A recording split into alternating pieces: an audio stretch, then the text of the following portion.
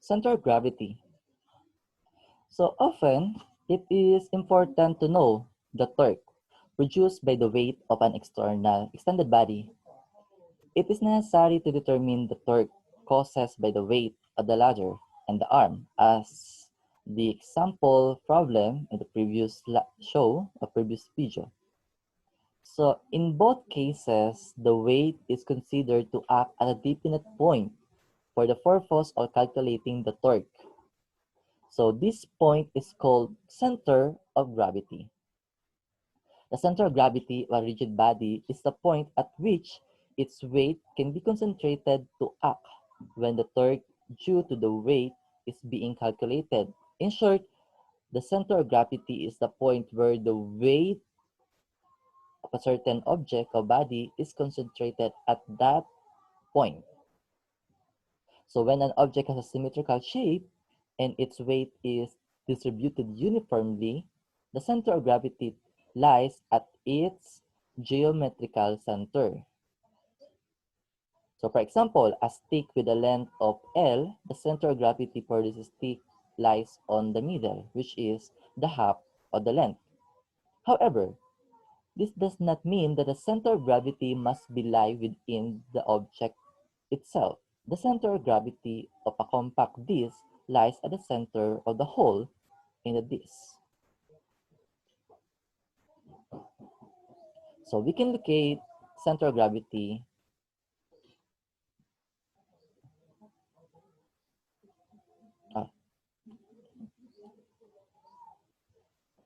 so this is the ladder. The weight of the ladder is located at the center. So center of gravity or the location of this weight is not just only the problem want to put it here, or the maker of the problem wants to put the weight at here, but because they consider the center of gravity, which is for the straight line, for a straight line, the center of gravity is automatically at the geometrical center. But take note, if its weight is distributed uniformly. So for this arm, this is the weight. The center of gravity is located at 0.62 from point of axis of rotation. So to get or locate the gravity, center of gravity, using this formula, which is equal to weight times the lever arm, the summation of weight times the lever arm of all component of that body divided by the weight, the summation of weight. Okay, so to clearly understand, we have this example problem. The horizontal arm illustrated in the figure is composed of three parts: the upper arm, the lower arm, and the hand, with a respectively value of the weight. So the drawing shows the center of gravity of each part measured with respect to the shoulder joint. So find the center of gravity of the entire arm relative to the shoulder. So we have three parts of the arm: upper arm, lower arm, and the hand. So the location of the center of gravity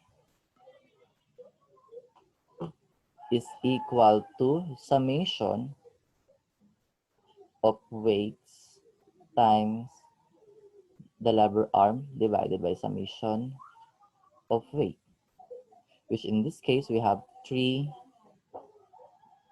distinct weight. So it's equal now to weight 1, which is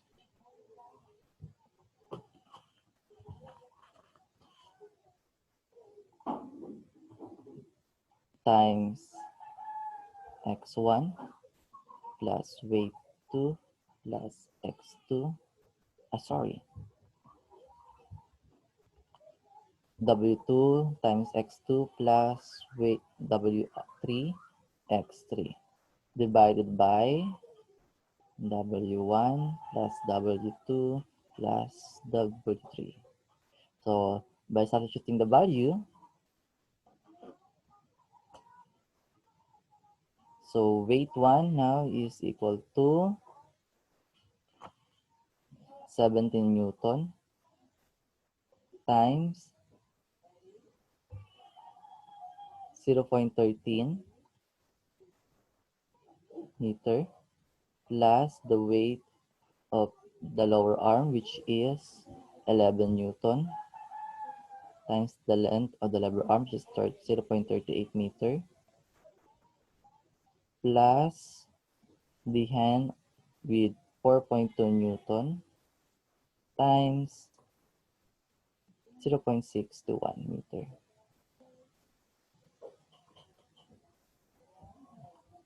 Sorry. All over, okay, sulat ko. Summation of weight, 17 Newton plus 11 Newton plus 4.2 Newton. So calculating this one, we can get now the center of gravity, which is equal to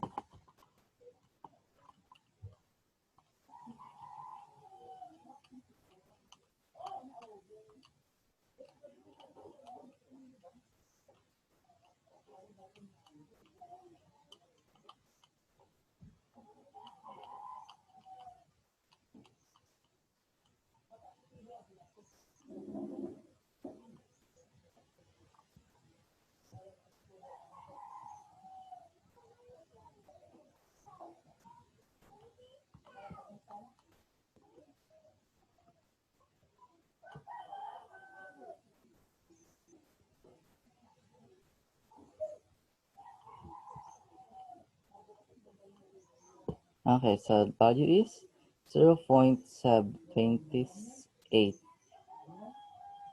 meter. So this is the location of the center of gravity. So the idea here is that is the torque.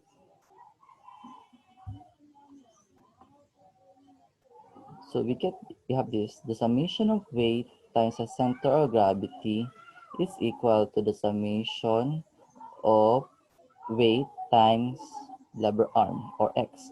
So this is the formula for torque. So meaning, let's say it is the figure in this figure, and this certain figure, and the location of the center of gravity is here.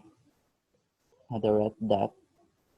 So if I'm going to place this object at top of a stick, it's going to be balanced. Okay? So that's the idea of the center of gravity. So the point of balance, assuming that all external forces are zero. Also, if you're looking at the whole object,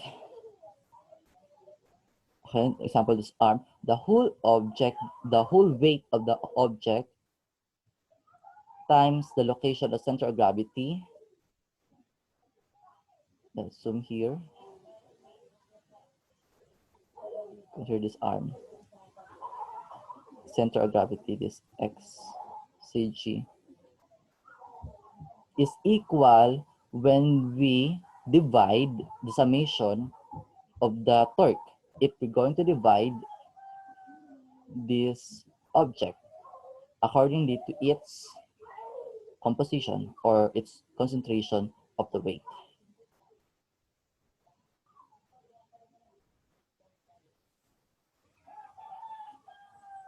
Okay. Okay, so let's check your understanding in this lesson by solving this problem.